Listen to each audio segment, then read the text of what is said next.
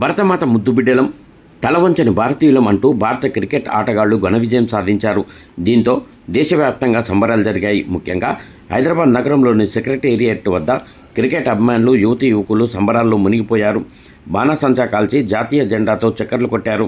హైదరాబాద్ నగరంలో కనీవిని ఎరగని రీతిలో ఈ సంబరాలు జరిగాయి.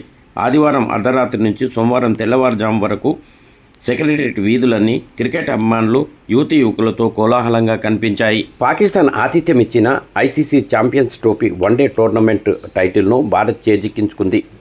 1998లో మొదలైన ఈ టోర్నీ చరిత్రలో భారత్ మూడోసారి ఈ టైటిల్ సాధించింది.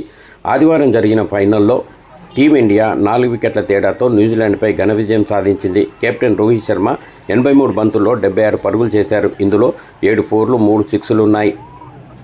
టాస్ నెగ్గి ముందుగా బ్యాటింగ్కు దిగిన కివీస్ నిర్ణీత 50 ఓవర్లలో 7 వికెట్ల నష్టానికి 251 పరుగులు చేసింది.